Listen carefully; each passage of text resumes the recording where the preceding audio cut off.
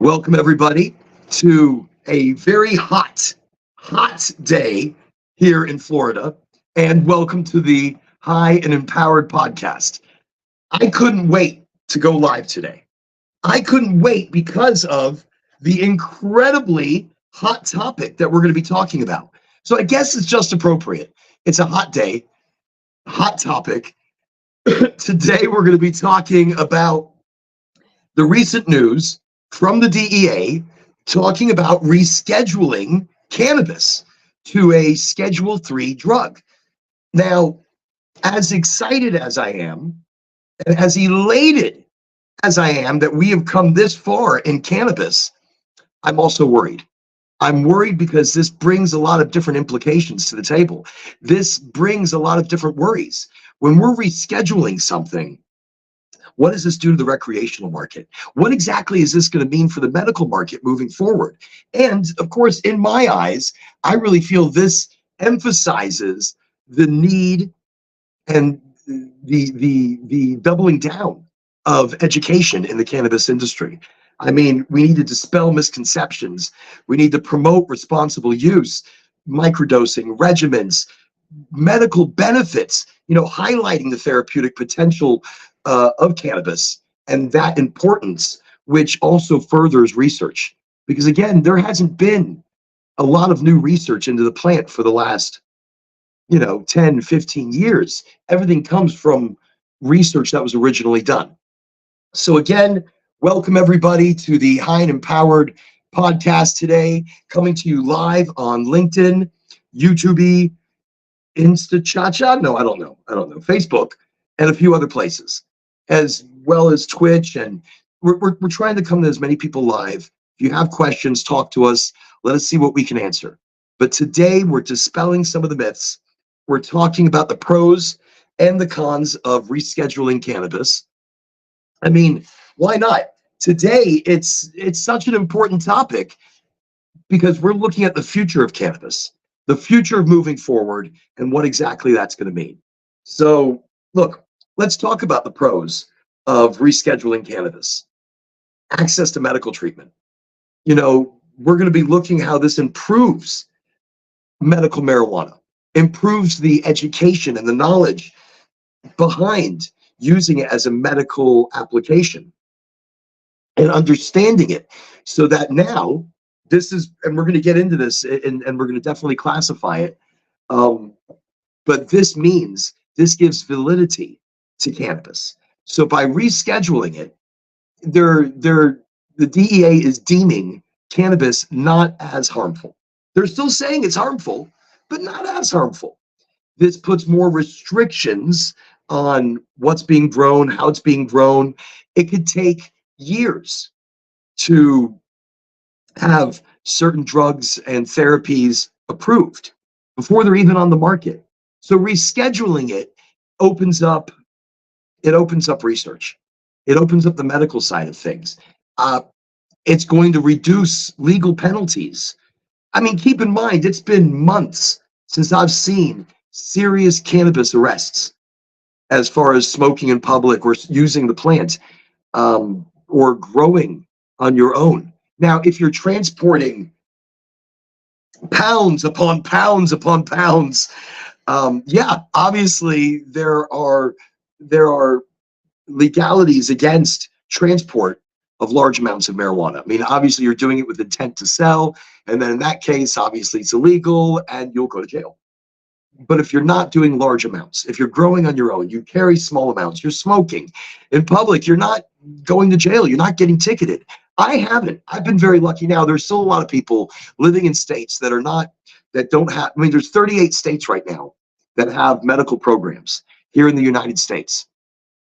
So by rescheduling it, this is huge for medical patients, because now we get to start talking about the education again. We get to start talking about the medical benefits and how it can actually help, because this is the DEA saying cannabis helps. This is the DEA saying it works on the body medically. So this is big. This is big on multiple different levels. Economic opportunities. So the economic benefits of legalizing or rescheduling or descheduling cannabis, and we're going to talk about the differences today in that, because this is a reschedule that they're talking about, not a deschedule. A deschedule would completely take it off the books. A reschedule still means they have control.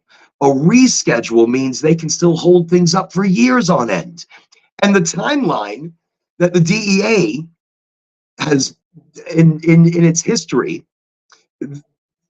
they've taken their time, years in some cases, to approve life-saving drugs. But economic opportunities, including tax revenue, job creation. So again, I'm excited what we're talking about today. And again, if you just joined us, we're talking about the recent big hot topic, the DEA looking to reschedule cannabis, making it a Schedule III drug.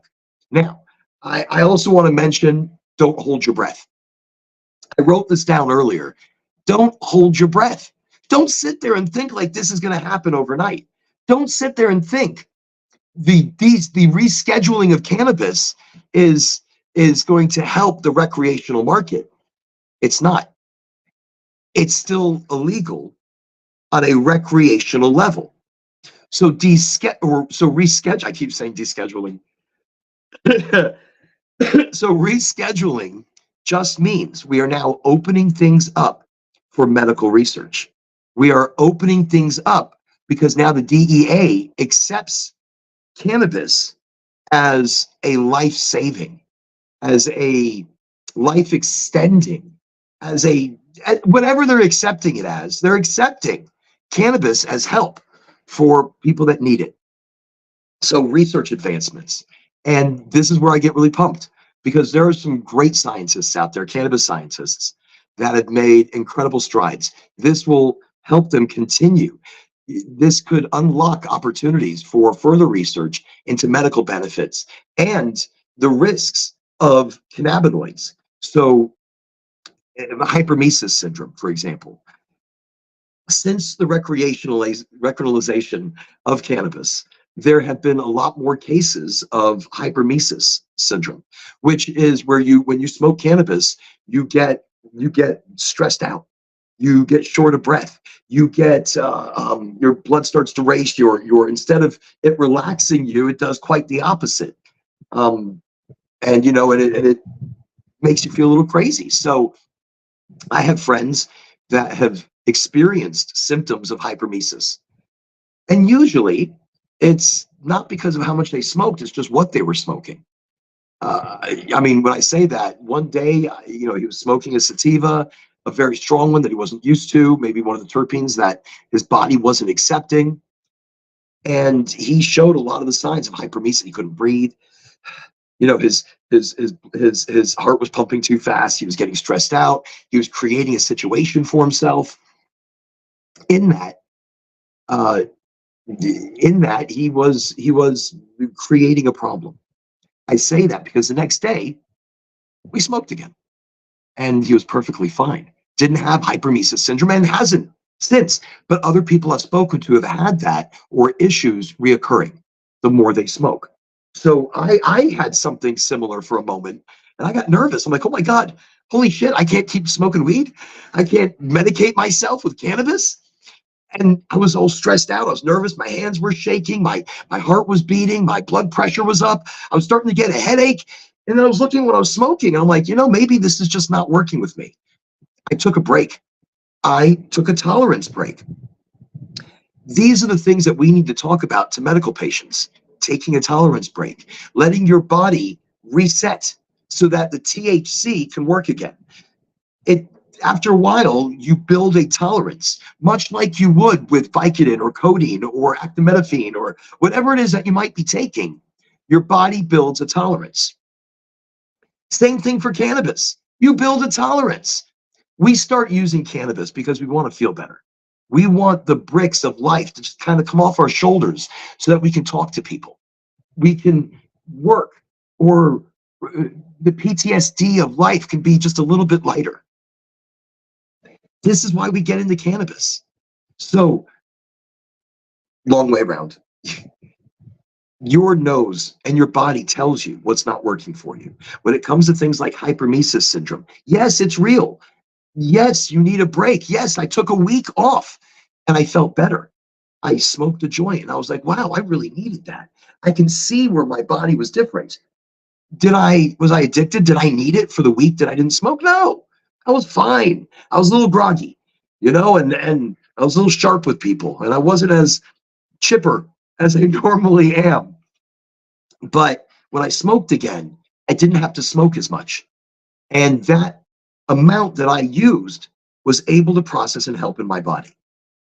That's a big deal. That's the thing we need to talk about. So right now, again, we're talking about descheduling and cannabis. I'm going all over the place.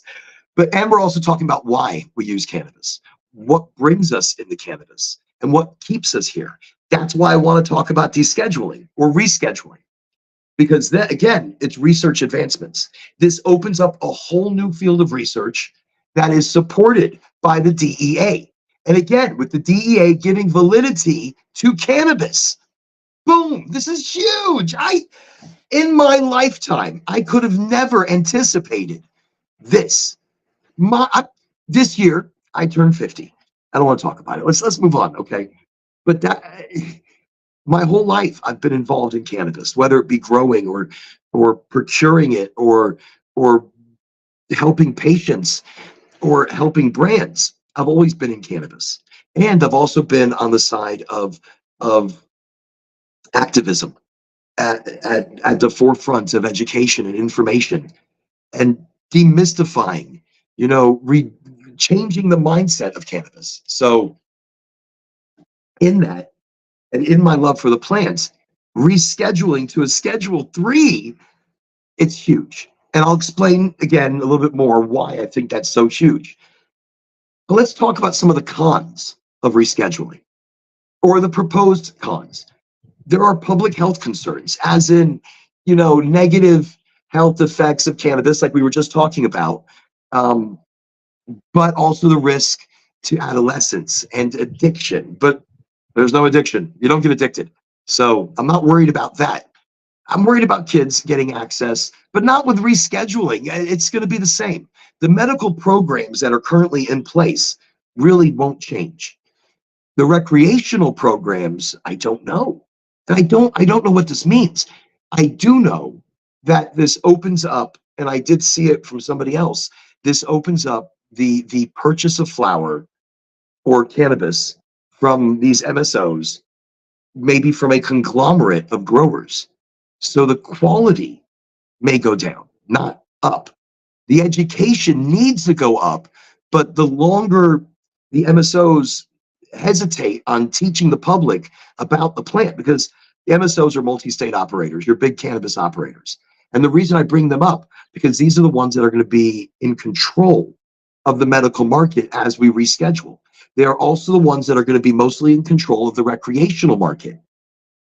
It's the responsibility of your large cannabis corporations to not only teach their employees about cannabis and how to educate and teach others, because with rescheduling it, it gives validity. So now when your bud tender is talking about how cannabis is going to help your arthritis, cannabis is going to help your fibromyalgia, your neuropathy, it's going to help your hip pain, your bone pain, your nerve pain. This gives validity to what they're talking about, and possibly gives future, where we're talking about scientific breakthroughs, this gives new medications, new healthcare options. This gives new workplace options for cannabis nurses that are schooled in the studies of the endocannabinoid system. Again, I'm torn between two places, because where it's good, it's also bad. I mean, look, public health concerns, there's safety risks. I'm not worried about public health concerns or safety risks. Also, there's the debate of it being a gateway drug. I don't know what those people are smoking, but it's not weed. And maybe they need to, and they'll change their stance on it.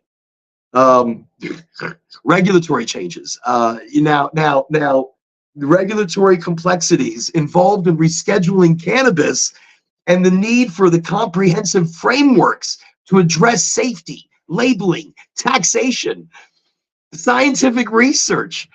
You see why wow, I mean, that's a con. There's so much. Do you know how much goes into rescheduling and the complexities behind it? That's it in a simple way of saying it. Wow.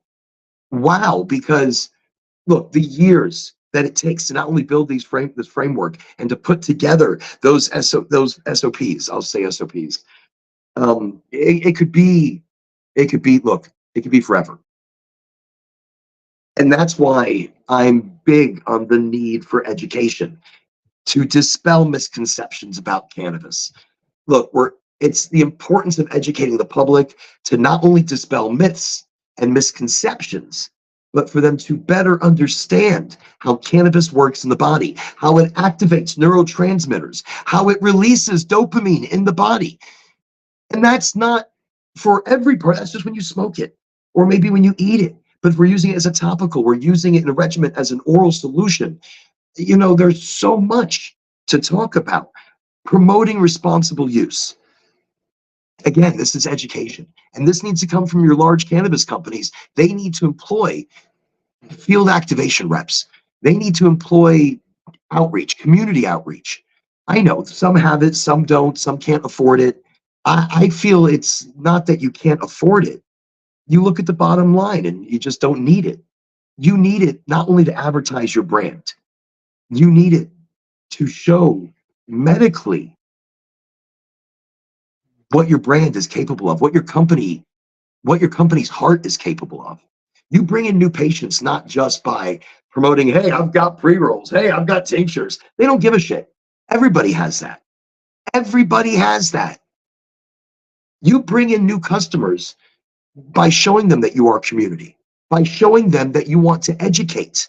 So in the rescheduling of cannabis, take this as an opportunity.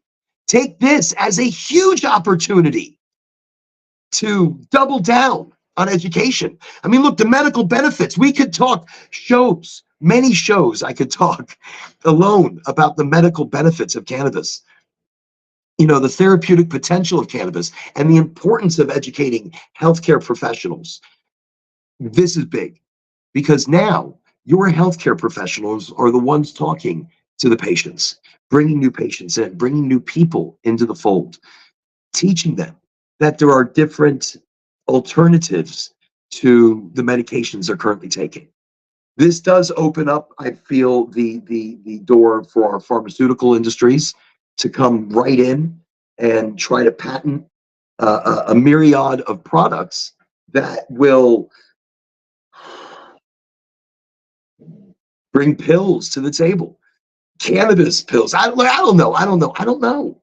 I'm nervous at the future and what it brings. I would prefer descheduling cannabis. I would prefer legalizing cannabis. But in that, education is still key. Look, community outreach, exploring the role of education. That's what a lot of people need to do. They need to explore the role. That's what these cannabis companies need to do. They need to explore that as a role for their employees and to teach their employees about community, cannabis, legacy, strains, land race. Let's talk about the original OGs of medical applications when it comes to cannabis, the Chinese. And they actually, in the Ma, I think it was, the original scriptures of medical scriptures back in the many moons ago, very long time ago, cannabis was a therapeutic agent for, I mean, we're talking about pages of problems that they were dealing with back then, from gout to circulation. They were using cannabis in all of its form, making tea. And tea, remember, when you're decarboxylating and you're making a tea, it's at such a low temperature that you're dealing with what's called CBGA. The Chinese healers knew that hundreds, thousands of years ago, actually 3,000 years ago, I think. Probably wrong, but whatever. But still, so today, or not today. Now, okay, and I want to say this really quickly. When I say that the DEA is rescheduling cannabis, they are planning to reschedule. That doesn't mean it's happening anytime soon. Again, don't hold your breath. Don't hold your breath like it's going to happen right now. Like, I'm not eating or drinking or bathing until they do it. Well, you're going to be hungry, thirsty, and really smelly and dirty. But no, I mean, it's not going to happen overnight. They're going to talk about it. So, really quickly, before I continue saying the pros and cons and talking about the education of cannabis and emphasizing how we need to double down on that, look at this as possibly a political ploy, a political move. I said it because it just kind of reeks of political. I'm not going to be like, I'm not going to stay on that topic. I'm just saying, I'm not saying it's aliens, but I love Giorgio Papolino. Sorry, I butchered your name. But that's the thing. This is a political move. Right now, Biden telling the DEA, we need to deschedule cannabis. You know, Biden was actually very much against cannabis. And his early reforms, remember, Biden has been in politics for like 50, 60 years or forever. I don't know, forever. I'm not against anybody. I'm not against either candidate. They all have their negatives. Because I'm not a political person. But go back 30 years ago and listen to what Biden said about cannabis, about marijuana, about legalization, about the public getting a hold of it. He was against it. And he created legacy and institutional initiatives that are still in play today against cannabis and families. He helped put people in jail. So now let's get some votes and let's talk about rescheduling it a little bit. Let's make things a little better for people, because I need some votes. I want to be, I don't know how he's going to make it through presidency. I don't know what drugs they're giving him, because every time I see him talk, he's good for like, I don't know, 45 seconds, 2 minutes, maybe 2 minutes maximum. You can ask him questions. He could do a speech. It better not be longer than 3. By 3 minutes, he starts, he's fading. He's fades quick. So whatever drugs they've got him on, he's good for like a couple of minutes. But it's votes, and it's to help talk about their campaign, their push for the people. But I've been pushing for cannabis legalization, decriminalization, descheduling my whole life. So I'll take it. I'll take it because, and let me be very, very clear here. I feel that things can be changed later. Adjustments can be made once the big moves are made. We can make a lot of little moves. We can do a lot of education, and we can change a lot of minds. It's like here in Florida. Florida is trying to put recreational initiatives for cannabis on the ballot. Most people don't read the bill, so they'll never read the extent of what the recreational bill actually means. No new licensing, no social equity licensing, no home grow. Also, that means the people that are in control of it now will continue to be in control, which is fine. But again, that's where education needs to come in.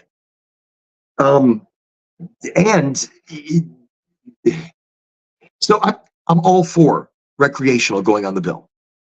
I say that, but remember, it comes with a lot of heartache. There's a lot we're not getting. There's a lot that people are not getting that they need. But we're getting a big hurdle here in the state of Florida. Little changes can be made later. So I'm feeling the same about Schedule 3, where I am applauding the move for business and banking, but it will not help interstate commerce. I feel that's another big one. When I say that, and I had to pull up a few articles just to make sure that I didn't forget these things, like what happens next. This could take, again, forever.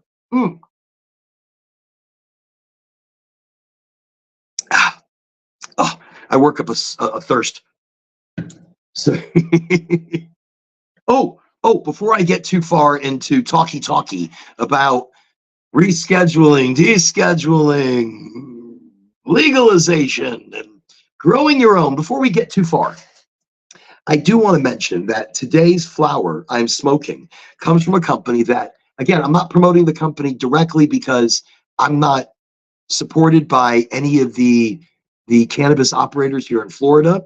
I am supported or somewhat supported by a cannabis operator in Denver and New Mexico, which is Starbuds. And if you are in Denver, get to Starbuds. Wow, I was there. Check out some of the videos that I have on my LinkedIn page or my YouTube or Facebook. I was there. They took great care of me and really showed me how their employees are embracing education, embracing the talk of cannabinoids and terpenes, and really showcasing a lot of their products. So, but today's product does not come from them. So it's only a quick shout out here in Florida. I'm not going to say the company, but I'll say the strain, because it is delicious and the buds look fantastic. Wow. It's 64 Sunrise. It's a sativa. I picked it up the other day because the deal was so good. And I want to show this bag. This is the bag, hermetically sealed. You open it, and now the you should probably put like a little bag in there, a little like an Integra pack or something to keep moisture inside of it, because once you open it, that's when it starts to dry. But the second I opened up this bag, the smell hit me. And when I say hit me, oh, just a myriad of emotions that I had once smelling this. So, look, let me open it now and maybe pull out a bud and show you the gorgeousness of this. Let me see if I can just kind of describe it. It's a sativa, 64 Sunrise. Oh, oh, whoever cured this cured the shit out of it. They did a really good job. Wow, that is just delicious. So what I really like is this company lets me know the THC content. They're letting me know the total percentage, how much CBD it has in it. I can scan the label and I can find out what terpenes are in this product. And I'll tell you, oh, it's lemony. It's citrusy. Oh, I smell like berries. Oh, wow. I mean, just the smell alone activates my neurotransmitters. Just that smell, without even smoking it, it affects me in a way where it starts to balance me out. Look, I have a lot of energy, so much so that I find it difficult to concentrate. I probably have ADD, attention deficit disorder, ADHD, hyperactivity disorder. I probably have a lot of things. And I would love the furtherance of scientific exploration into how I use sativas to balance me. Now, originally I started using sativas to counter my effects of ADHD, ADD, bipolar. I use it to counter the effects. And people say, yeah, doesn't it make you worse? So I did it off the premise of this. One of my kids, when he was a super tiny munchkin in first grade, took him to class, and he's hype. He's like me. He's like, and he wouldn't sit and listen to the teacher, wouldn't pay attention, wouldn't do his schoolwork, and he was just a ball of energy. The teacher pulled me aside and said, listen, I want you to try this in the morning. Give him a little bar of chocolate, like one of those that you get when you're trick-or-treating, a little bar of Hershey's or whatever chocolate, not calling anybody out, and a little cup of coffee. What? You want me to give this child chocolate and coffee in the morning? Is that really a good idea? So but I'm willing to try anything. So I did it. He was the best kid I've ever seen him be for like 6 hours, 4 to 6 hours. He was amazing. So I'm going to send him to school like this. His grades changed. His concentration changed. His friendships changed. So off of that thinking, I was like, huh, Well, I smoke a lot of indicas only because that's what I have. That's what I know. Getting into the medical program opened up my eyes, because I was lucky that the bud tender I was dealing with had a love for cannabis and was well educated on his own. Now, a lot of places I've been to and a lot of people I've dealt with, and if I was a new patient, that has not been the case. I've walked in pretending I've been a new patient 100 times, 1,000 times, testing the people at the dispensaries. And wow, the disparity in people, in places, in vision, amazing. Now, there's some great companies out there with some amazing vision, and their voices need to be heard. Their people's voices need to be heard. Their people need to talk about their love and dedication for the plant, and they need to hear from their patients talking about how exactly it has helped them. So testimonials through education. That's what brings a lot of people into cannabis. Testimonials. When they hear a friend of theirs, I'm hot. I'm like, oh, it's so hot in here. Oh my God. This is like one of the hottest days. And this big metal unit I'm in really collects the heat. So anyways, me getting into medical cannabis, I wish more people would talk to somebody like I had talked to when I first got into the medical side of this more than 10 years ago. And that excited me to unlearn everything I knew, unlearn everything I knew about cannabis, and relearn how it can help me therapeutically, how it can help my ADD, my ADHD. So I took those lessons from that teacher for my child and used sativas to microdose and see how that helps change my direction. And it changed my life. I was lazy. I was lethargic. I was unmotivated for life.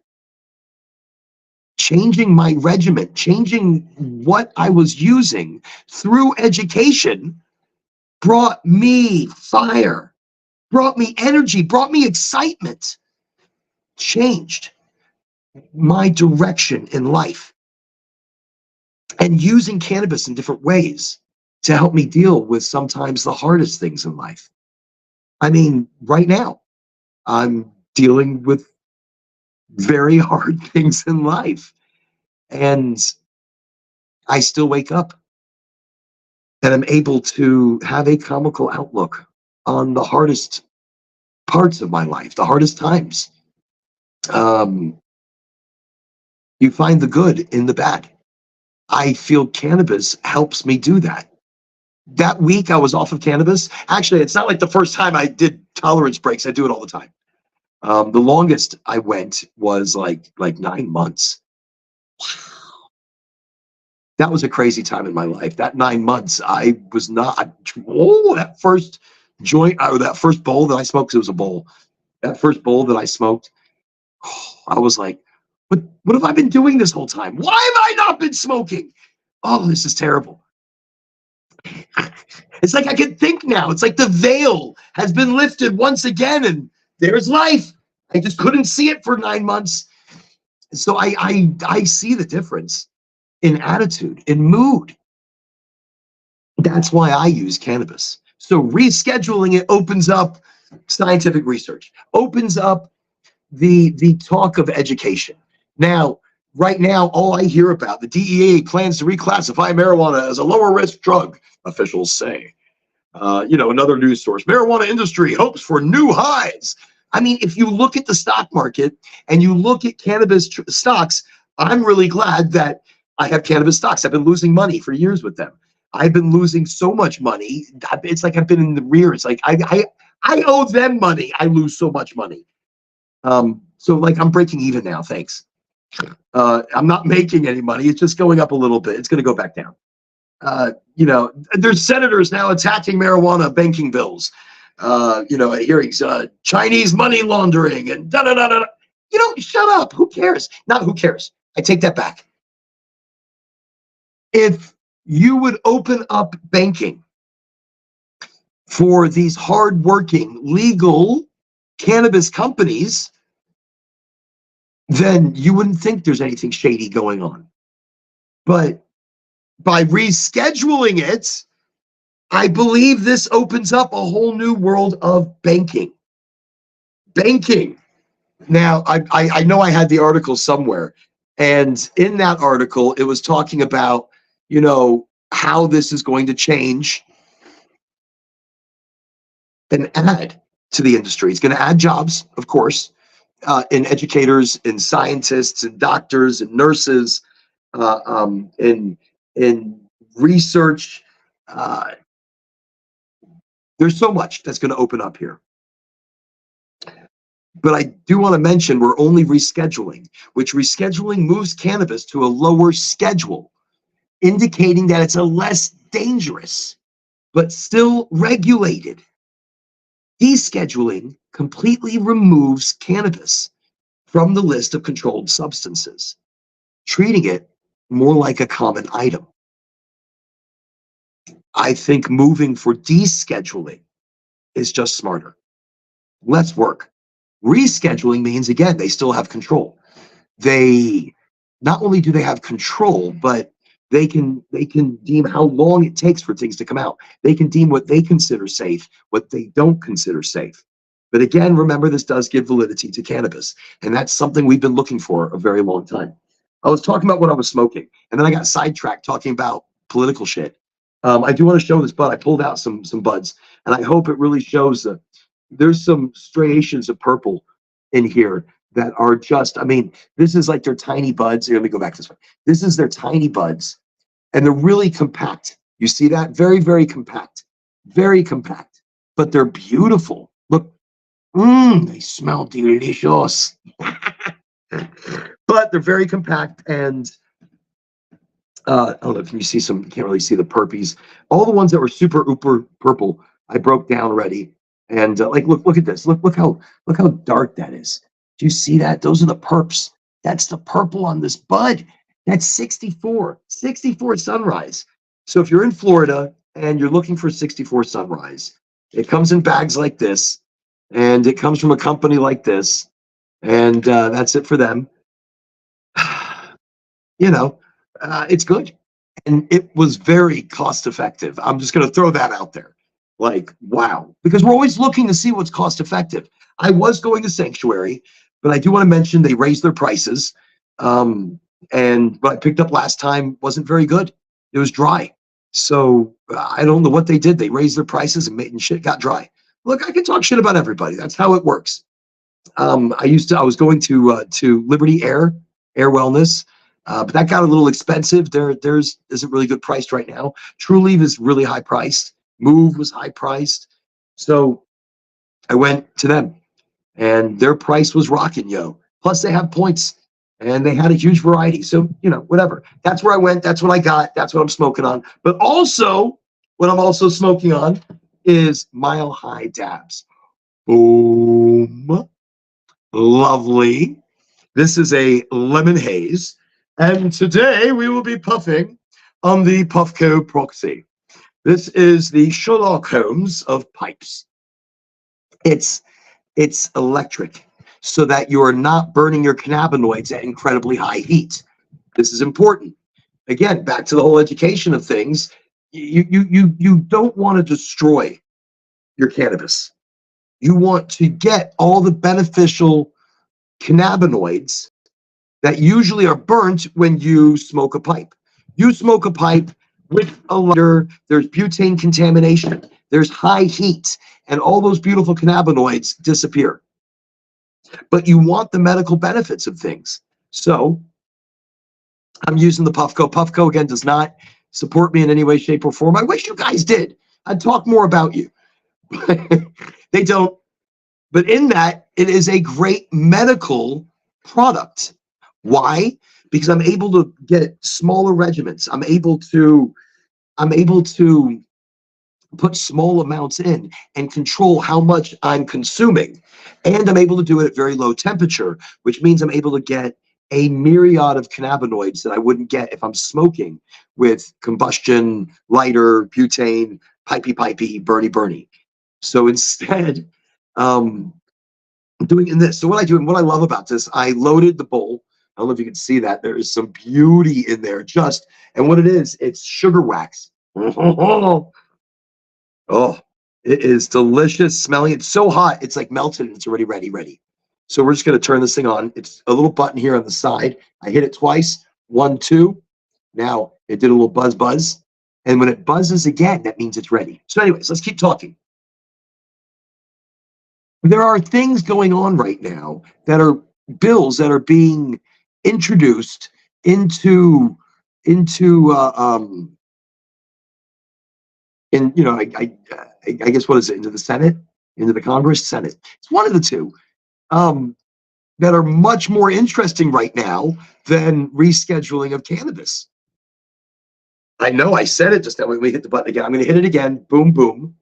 So now I have an extended period of time where I'm able to smoke because I talk a lot, and I do very gentle. My pull is very gentle, and I do that because if not, there's a little hole thingy in the back, and you're going to pull all your product right through. So I try to.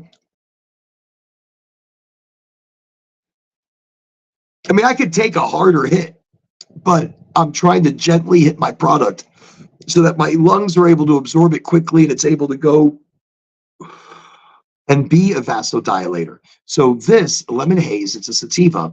It's going to open up my blood vessels. It's going to immediately activate my neurotransmitters.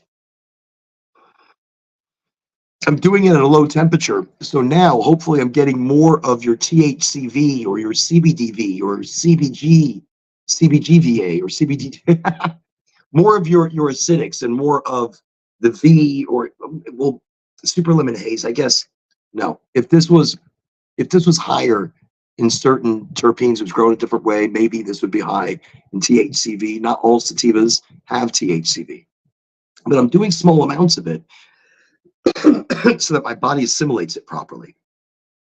I'm not doing it to get high. I'm doing it to alleviate my pain. I'm doing it to relax myself.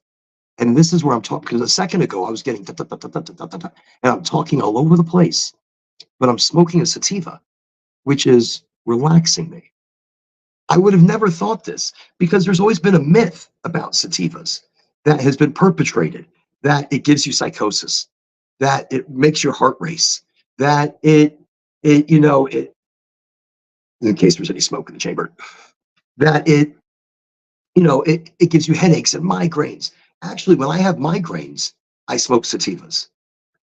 What it does, it stops the endorphin rush or it stops the rush of whatever the hell that is happening and brings it down to a regular headache. And then I'll start smoking indicas, which relax my muscles, relax my mind. And that takes away my headache. I would have never known this without a little bit of guidance and education in cannabis. But those are some of the simple things that cannabis can help with. Look, when it comes to topicals. So anyways, much more interesting right now than rescheduling cannabis is Senator Schumer, Ron Wyden, Senator Booker. They are reintroducing the Cannabis Administration and Opportunity Act.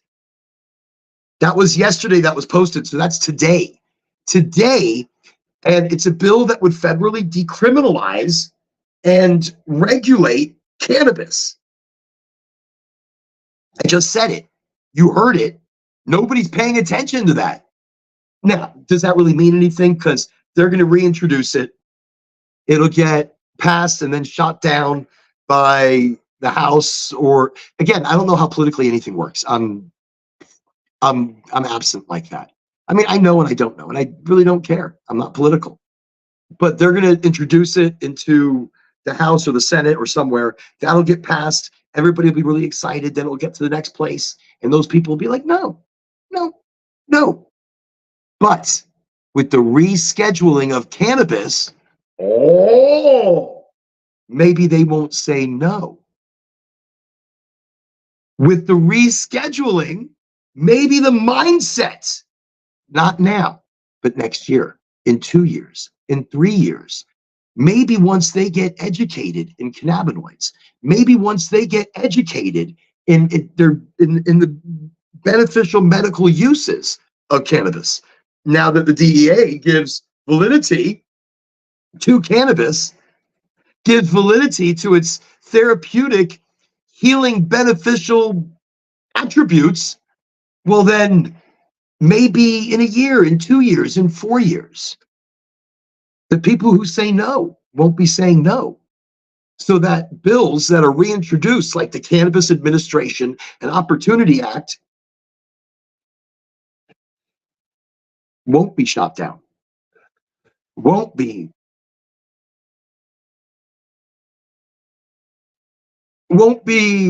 have to be reintroduced so many times. And the mindset behind these will be more open, more willing. And because just to remind you, the bill that's being introduced today, it's a bill that would federally decriminalize and regulate cannabis.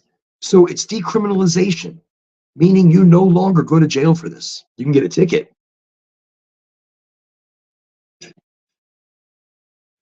But you won't go to jail unless, of course, you don't pay any of your tickets and you avoid the law while not paying a ticket. I guess then officially you can go back to jail. And so we're going to let that solidify just a bit. I don't know if it will. It's too hot. Okay. So the mindset towards cannabis can change through education, through community effort. And that's why today's show became about this. It wasn't originally going to be about the DEA rescheduling, not descheduling, we're not getting that lucky, but rescheduling cannabis. I wasn't going to do today's show about this at all. But it's hot topic, it's hot news, and it's something that we need to talk about. And I think we've given some pros and cons. And I think we've given a fantastic, if not excellent, path forward through education. And why we need to educate, why your bud tenders need to be educated by your cannabis companies, why your patients need to be educated, not only about the products and their uses and how they benefit, but through the DEA rescheduling, which again, don't hold your breath. It's not going to happen overnight. This gives validity. So cannabis nurses can talk of the endocannabinoid system and how it really benefits and helps patients. Look, I got into cannabis. I grew weed. Okay. I smoked a lot of weed. I still smoke a lot of weed. And it didn't make me a bad person. I just didn't understand it. I was probably always going to smoke the wrong shit and be happy with sometimes getting a hold of really good shit. When I started relearning, when I unlearned everything I knew and relearned cannabis, I found through research that at the time it could help cancer patients with many different types of cancers. My mother had a bone cancer, a blood cancer. She had a bone marrow transplant, which she was so lucky to have one. The cancer didn't end up killing her. It was something called toxoplasmosis, and it came from the donor. At least we think. I don't know. We don't know. I don't know. Maybe she had it dormant sitting in her system. We don't know. Could cannabis have helped her survive? Maybe.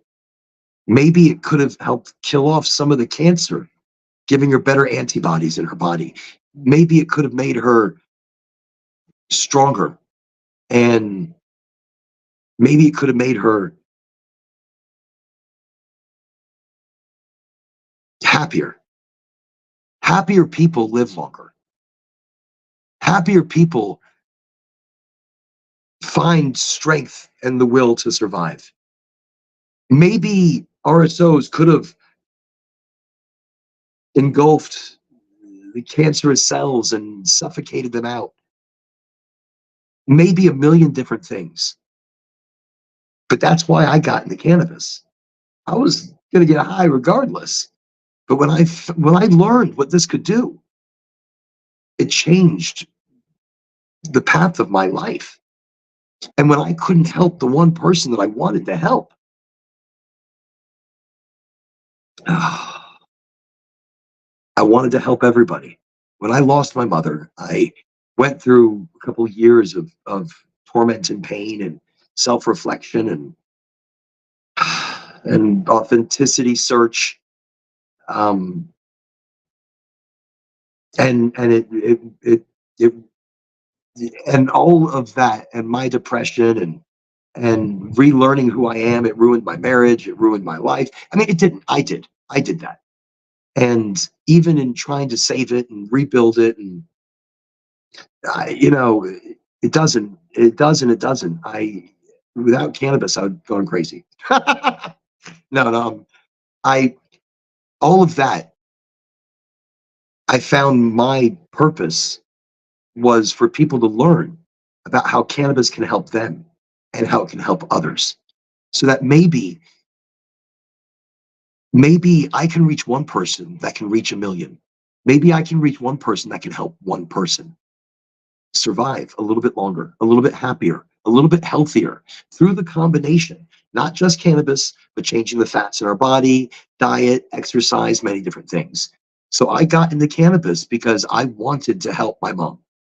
I couldn't help her. So I stay in cannabis. I can do anything. I'm a great salesman. I believe in a product and I can sell it. I believe in cannabis and helping people. I believe in its therapeutic, beneficial effects. And through rescheduling, which again could take a very long time. And what exactly is it going to mean for the medical market? What is it going to mean for future products? What is it going to mean for them growing and listing? And how now that it's now that it's a legal product or within a legal field of products, what does it mean? How does reporting, how will things change? How will people's medication change? And in these medical markets, is it going to be more regulated? There's so many questions that I have, and I don't have the answers for you yet. But as we learn and as we get further down the line here in what's happening, I think we should look at it as a welcome development. Small changes can be made later, but rescheduling to Schedule 3 gives mountains more opportunities than what we have now. So that's my opinion, even though there's pros and cons to it, even though that I may look at rescheduling as as an anthill when descheduling and legalization and decriminalization are right there around the corner. So maybe there's going to be a bill that's introduced and the opposition is not so opposing. Cannabis can save the world. It can save us individually. Clothing, rope, paper, medicine, therapeutically, building materials, vehicles. Henry Ford built a vehicle that was 90% cannabis or 90% hemp. Wow. It's the education of cannabis that changes everything. It changes the flow and the direction of not only how we look at the plant, but how it can help others. Look, a lot of my patients that I dealt with when I was working for some of the larger MSOs, I was out there teaching, like in the villages, and I'm teaching a much older crowd. A lot of naysayers, because we're like, well, I've grown up and this is terrible. I've grown up and this is terrible stuff and blah, blah, blah, blah, blah, blah, blah. Okay. And I can teach you about it. And I do. But they still don't believe in it until they see a testimonial from their friend, a buddy, somebody else on the golf course that the creams and the topicals, the transdermals, the patches, they're helping. And they're doing a little tincture. And they're microdosing. They've learned how to do regimens and microdosing. They've learned how to treat it like a medical treatment. And in that, their life is changing. In that, they're changing somebody else's life. Education does that. The further progressive movement of demystifying cannabis does that.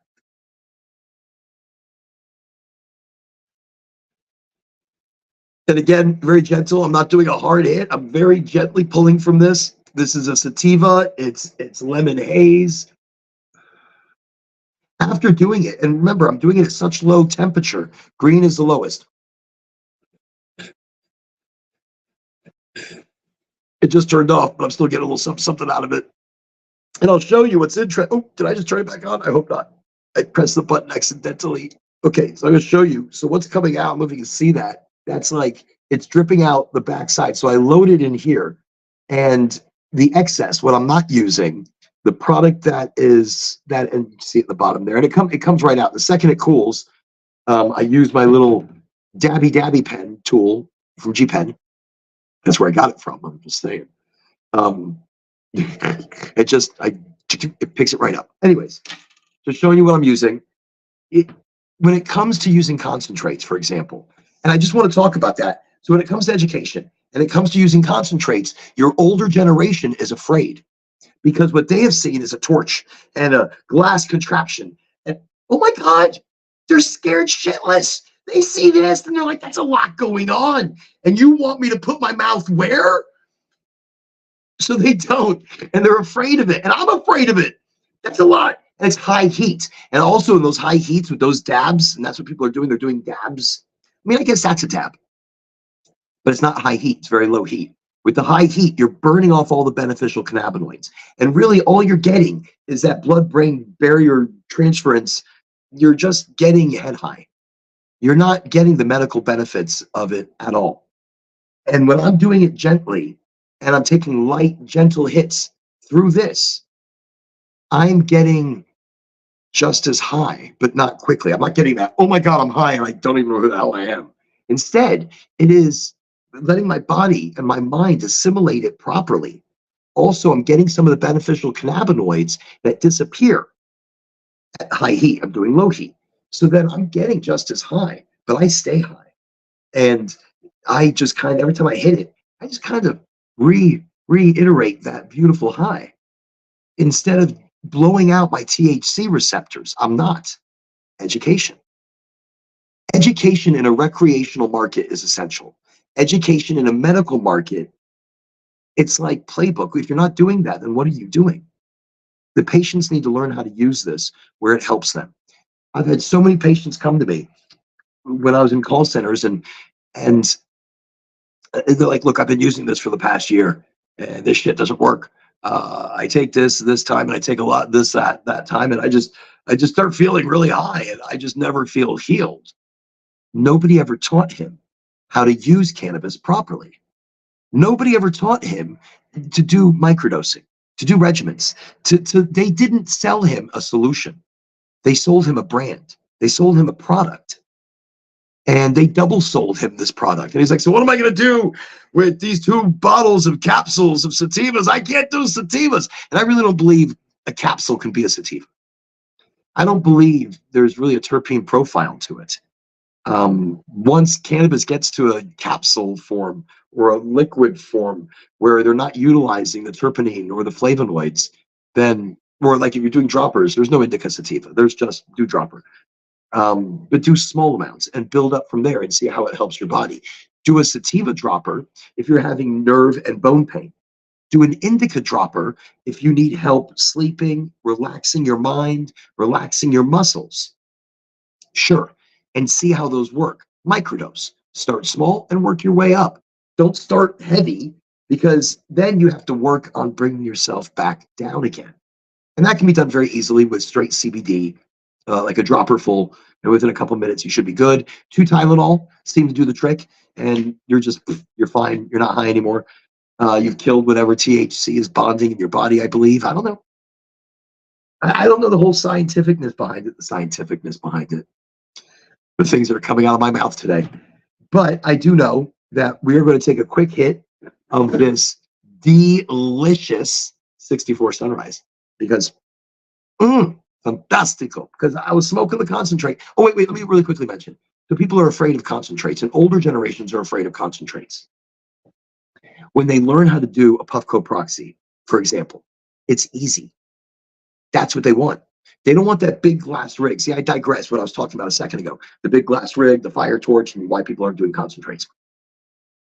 They want easy, they want simple, and they want effective. So the proxy, it's Look, here's my bowl. I open it up. I take my product out and I load it in. I close this up. And that same product is pretty good for, a couple of sessions. So when I load in a small amount of concentrate, it's sticky. When I load in a small amount of concentrate, that small amount of concentrate is going to be good for 3 sessions. And then whatever's come out that's no good, I can get rid of. When our older generation learns, and I'm part of the older generation, even though I don't like to admit it, but in that, when we learn to do things differently, high THC concentrations like that help my body. And I don't have to smoke as much. I don't have to use as much. That's a big deal. So now I'm using it more medically. Now, am I still going to smoke? Well, yes, of course. Am I going to smoke as much? No, not as much. I mean, during the show, and I want to mention, when I am doing High and Empowered for this hour and whatever it might be, I smoke a lot during this time. I mean, when I say that, like repetitively, I'll pick it up. I take a few hits. I take a few hits of that. But on a regular day, I don't smoke. In the morning, I might take an edible. And actually, the edible that I took, and I wish I would have brought the bottle with me, the edible I took this morning was a CBD, CBG, THC. Wow. Wow. Incredible. My mind has been great. It's been clear. I've been, just on fire. My synopsis. Great ideas today. And it's been regulating me really well. The gummy wore off shortly before the show. So I was like, oh, goody. Then I'll just smoke. But in that, during the show, this is a treat. A treat because I don't get the opportunity to smoke like that because of responsibilities, because of societal norms, because of how one must be viewed in a family structure. But throughout the day, if I need it, because the day can be tough, I sneak off to my car. My car usually, or here, to the bunker. The bunker or the car. Seems to be, it's not a bunker. This is a trailer. It's an old one, but it's neat. Level, neat trailers. I don't know. I like nostalgia. So whatever, I digress. See, I just talk. That's what cannabis should be. When we get together, we should educate, and we should just talk and educate and just talk. If we just educate, then we get bored. But if we also talk and just randomly spout shit off, it keeps things interesting, maybe. I don't know. I don't know what the hell comes up. So in that, we learn. So the older generation learns about concentrates and using a device that's easy to use them in. I think that's a big deal. More walkthroughs need to be done. I do on my page, far back in my page, I might repost it so people see it again, is a walkthrough with the Puffco Proxy. And it shows how easy it is to load, smoke, and I show how I go through multiple sessions.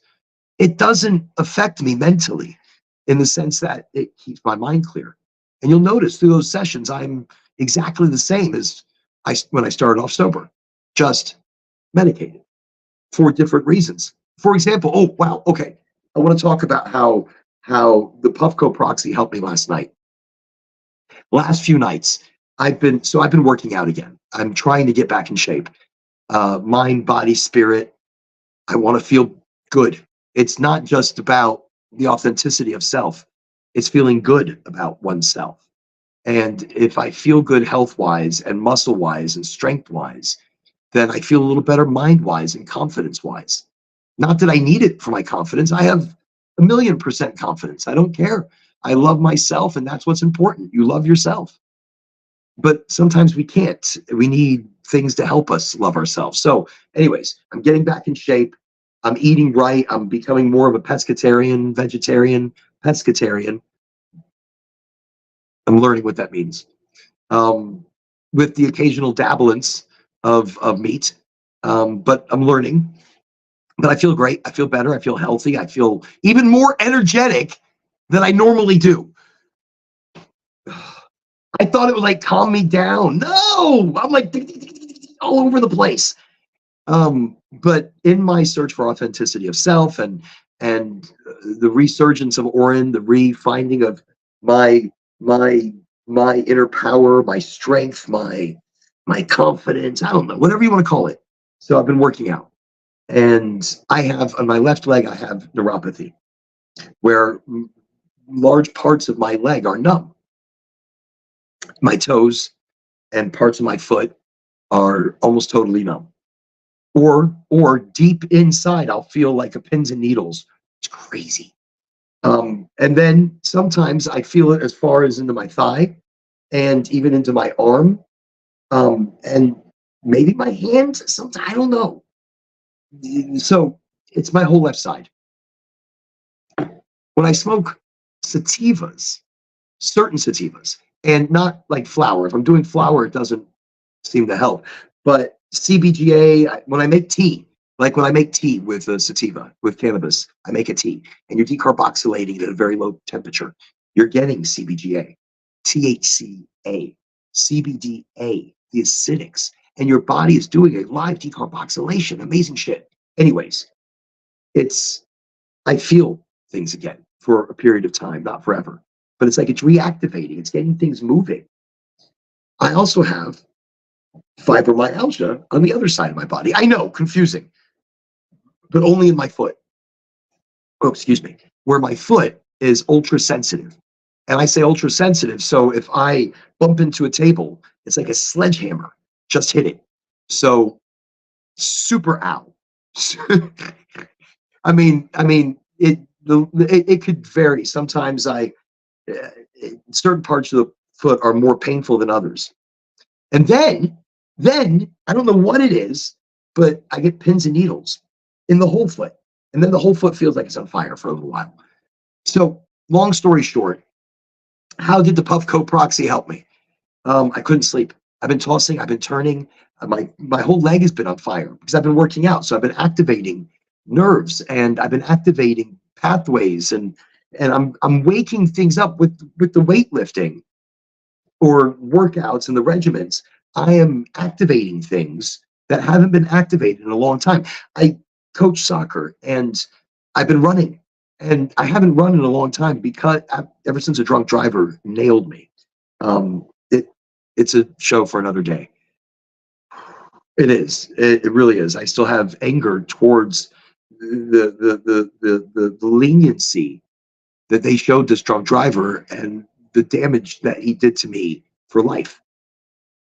Anyways, but so I've been working out to get back in shape, and I haven't been running. So I've been running, I've been working out, and my left leg the last 2 nights has been like not just restless leg syndrome, but oh my God, I'm on fire, and I hurt, and I'm on fire, and I hurt, and I'm restless. There's no sleep, there's nothing. And so the first night, which I'm going to smoky just a little bit right now.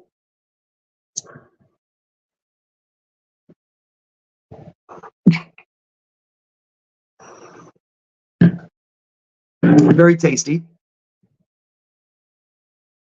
Actually, it was really nice.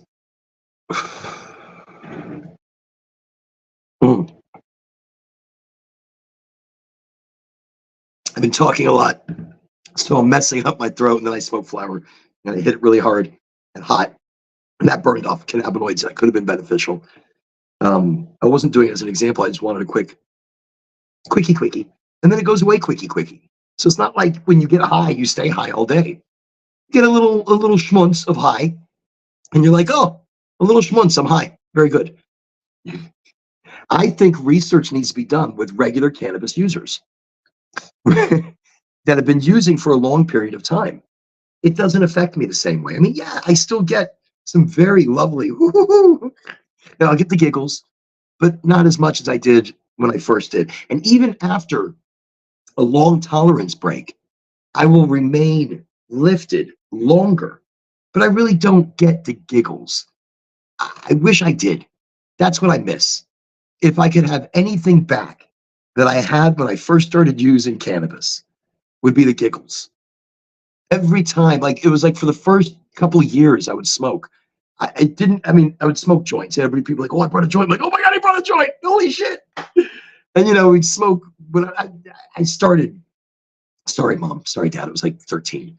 It was around my bar mitzvah, and somebody brought weed to the. Okay, so maybe it was a little bit before then. And so, anyways, I've always had a love for weed and different strains. I never understood them, but I understood how it affected my body. So, anyways, I digress. I'm talking about weed and Schedule 3. So yeah, we need to do a research study on people like me that have been smoking a long time, and even what tolerance breaks mean, high THC products mean for cannabis consumers. This is a big deal. Why? Because I can go half a day. Like, well, I mean, if I smoke in the morning, a concentrate, sativa, like say something that's flow. Flow comes from two indicas and it becomes a sativa. Incredible. Afghani purple tie. If anybody's growing that shit, wow. I know actually, I know the Starbuds is growing a variation of that because I saw it at their dispensary in Denver. Wow. Wow. Their tropical cherries or whatever that was stupid good. And then also I picked up Artsy flower. Artsy is the brand. And the flower I picked up, I think, was Chrome, something like that, a sativa. The probably one of, and it also came in a hermetically sealed bag like this, which was very smart because again, that retains the flavor, the texture, the moisture. You need a little moisture to your cannabis. So Artsy was one of the brands I was smoking. So fine. Oh my God. I cleaned out two of my bowls specifically for this and rolled a super, super, super small pinner so that I can taste it at every hit.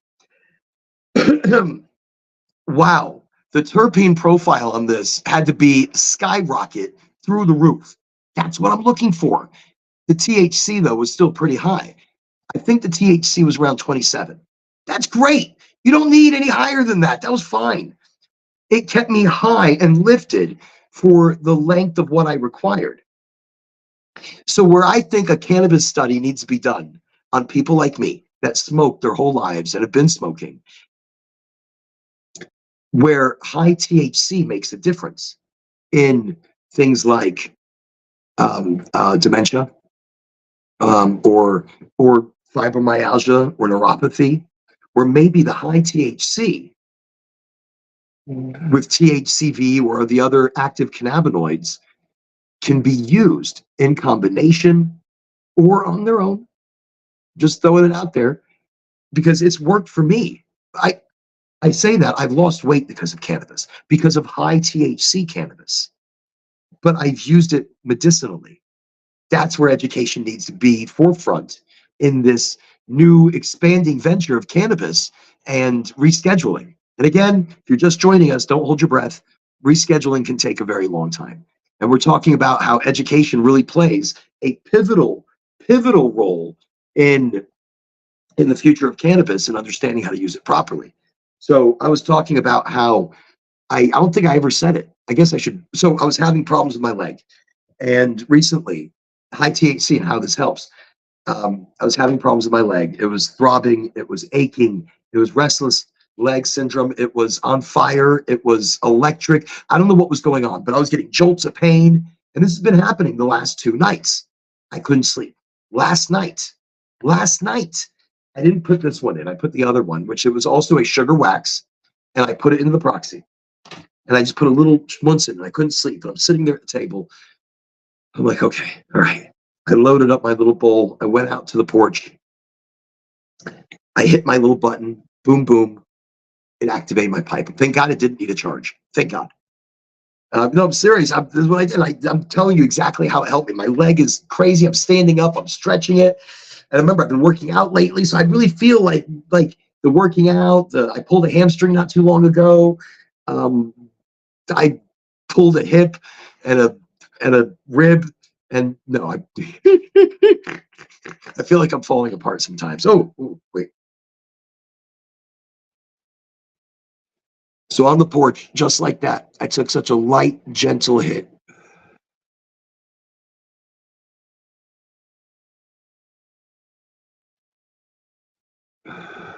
And I know the other one was a sativa. And you're thinking, late at night, a sativa? Are you crazy, Oren?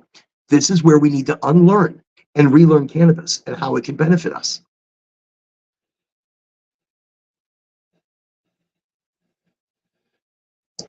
It was also a sugar wax. I do prefer sugar, maybe a THC diamonds with beautiful cannabinoid terpenes, or maybe like a wax and sauce, or crumble. Crumble's my favorite.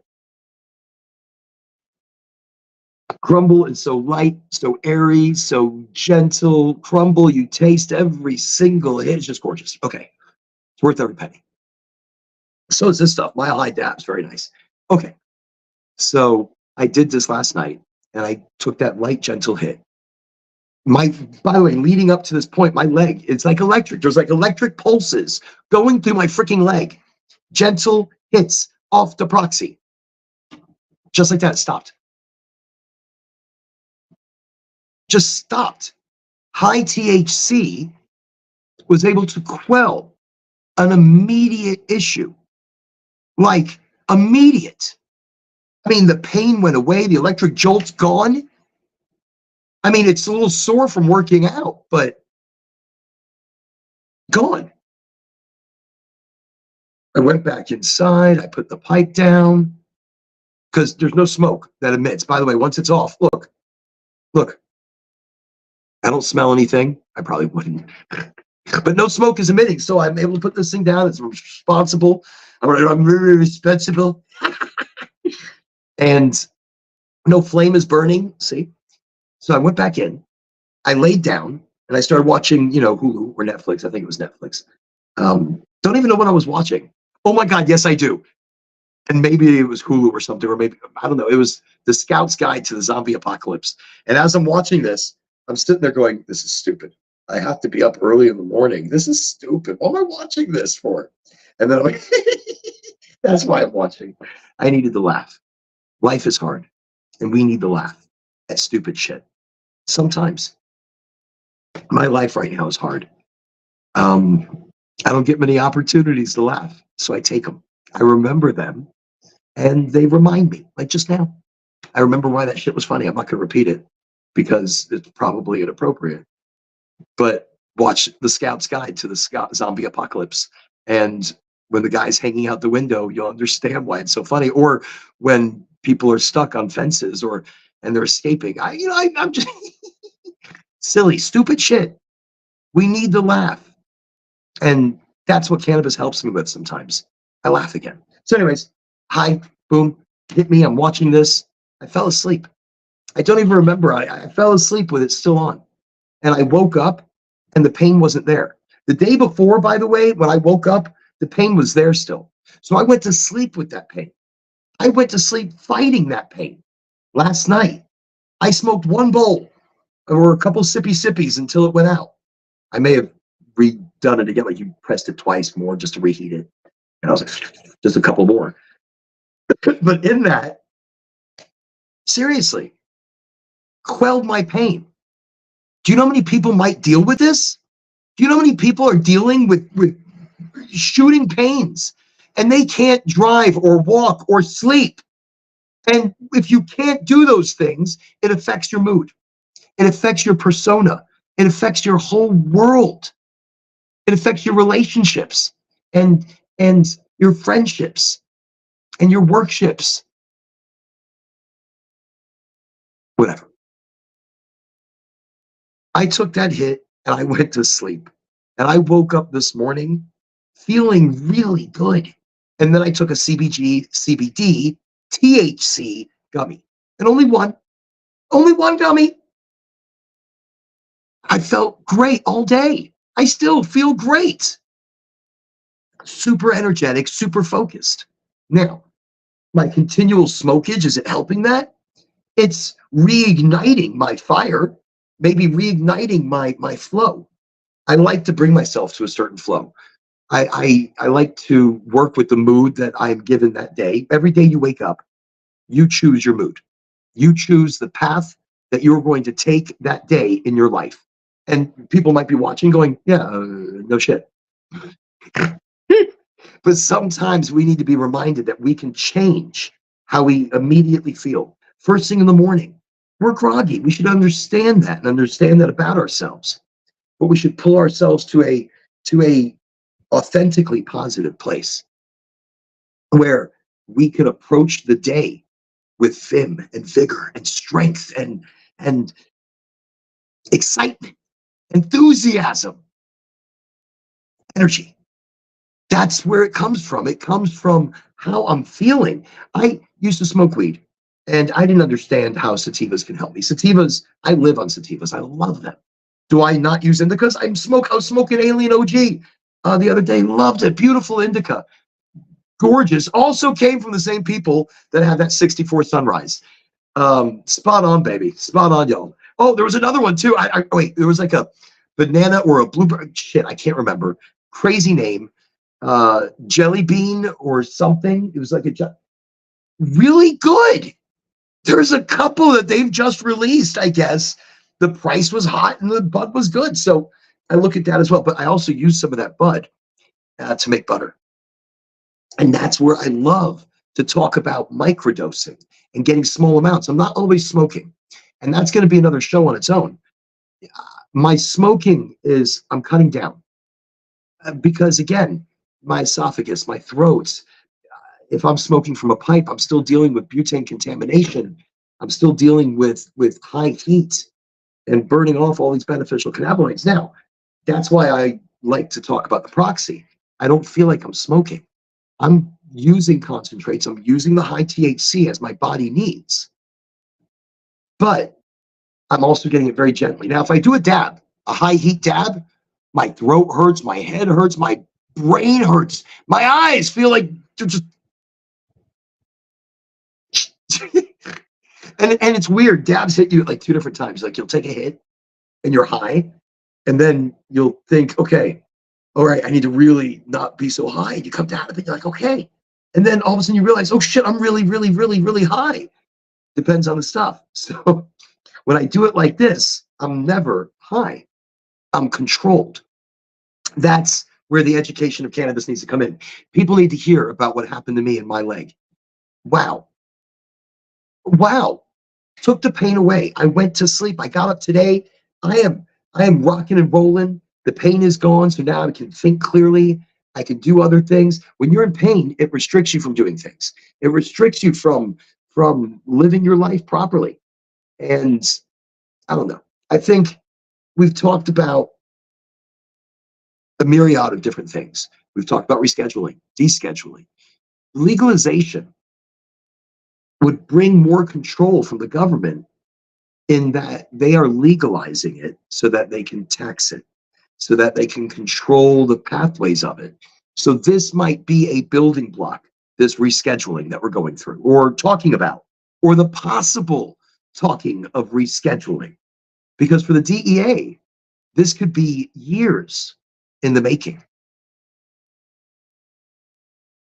That's a great ending point for today's conversation, by the way.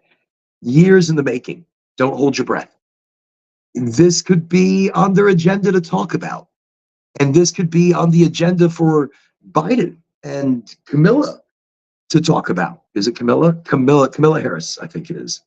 But this could be on their agenda to speak of, to get votes, to win over their constituents.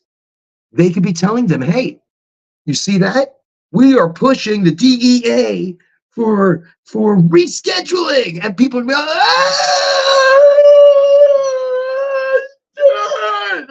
they don't read a bill. They don't know what the hell's going on. And for the greater good of cannabis, I say,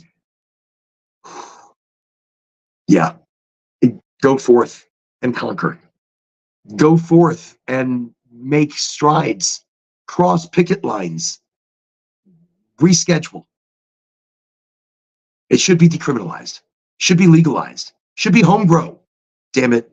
It should be taught within communities how to grow this yourself and cultivate it and extract it and use it in a tea or to eat it raw. I eat raw cannabis. I juice it. I used to chew on it. I started doing this. I'll really quickly tell you. Bruce Lee. I love Bruce Lee. I love the dedication that he showed towards mental mindset and well-being and health. But he had stomach issues. I didn't know this, like a Crohn's or an IBS. And so he would eat and chew on raw cannabis. Wow. And when I found this out, like, well, he was a stoner. No, he wasn't. He didn't smoke a joint. He never smoked a joint, I don't think. He ate raw cannabis. And I'm like, well, why would he do that? So I started looking it up. And there's magnesium, manganese, omega-3, omega-6, highest protein of any plant, great fiber. Wow, that's incredible. And then I look back at ancient Chinese traditions and medical scriptures, and doctors used to prescribe it to be eaten raw. So I blend it into my green juice. And that way, it's able to get into my stomach. It's able to help coat my stomach and help. And where I've read, where it helps change my metabolism. So I used to weigh quite a lot many moons ago now, and I used cannabis to lose weight. THCV, products high in THCV, act as a suppressant, a hunger suppressant. And I smoke a lot of sativas. Also, eating raw cannabis with the high amounts of omega-3s, omega-6, I would eat raw seeds. I was just very lucky I was able to get a hold of things. Hemp seeds, I still get a hold of them now. I actually buy them, funny enough, the shelled ones in Walmart. I know. And they're great. They're well priced. I'm very excited about things like that. So through the combinations of things like that, I helped change my metabolism, because I used to look at food and I would gain weight. I would smell food, and that was like a pound. I would look at me. So I lost about, in the combination, not just cannabis, but the combination of cannabis, I lost maybe 140 pounds over the course of time, and kept it off, sort of. I mean, lately I haven't been fitting into my. The other day I couldn't fit into any shorts, not one pair of shorts. It was like ridiculous. Pants can't fit in the pants. I've just got this belly, and it came from, I don't know. I mean, I really don't know where it came from. I mean, I've been talking to it. I'm like, where did you come from? This is ridiculous. And so I don't do sit-ups, but I've been doing them, and I don't do concentrated efforts on my stomach. I'm doing them now. That's been my new workout regimen. And so, anyways, cannabis helped my leg the other day. It was amazing. Last night, actually, it was last night. I've lost weight with cannabis. I've regulated my eating habits. My metabolism has changed. I I I deal with fibromyalgia and neuropathy and cannabis for both of those issues. I have arthritis. I know I sound like a walking, like I should already be dead. Just put me down, bury me. But I have arthritis. I mean, when I write a lot, or when I'm using my hands a lot, when I'm driving a lot, I don't know why that, but I use topicals for that. And what I do, again, it goes from education. I've had people tell me topicals do nothing for me. Nothing. I squeeze it on there. Nothing. So I say, look, squeeze it on there, or rub it and rub it in. Rub it in until the skin starts to warm up and the pores start to open up. And now the medication can get deeper, can get a little more transdermal, can get into the fat cells, maybe. Yes, now it can help you. And that's how I use for the arthritis in my hands. Maybe my knees start popping. I'm like, ooh, let me rub a little something there if my feet hurt, or they're burning, and I have something I can, I use that. There's a topical specifically I use, but I'm not doing a shout out to them right now, even though it's fantastic. And that's the thing. There's so many different things we use. I think through the education of products, we learn so much. Anyways, thank you everybody for joining me today. I have to cut it off somewhere. I'm terrible. I just keep talking. You guys are amazing. This is the High and Empowered podcast, where it's about you. It's about your education in cannabinoids. It's in your education in yourself, in your true authenticity. Don't have to be anything for anybody. Be you for you. Be the strength that you need to be.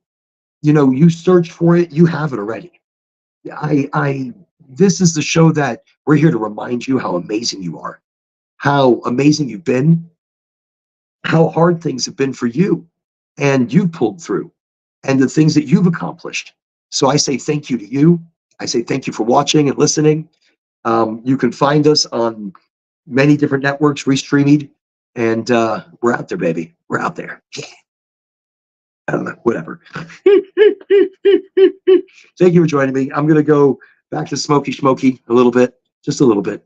And catch us next week, next Wednesday, live on LinkedIn, on YouTube, on the Facebook, on Twitch, there's a bunch of them up there. There's like a total of 13.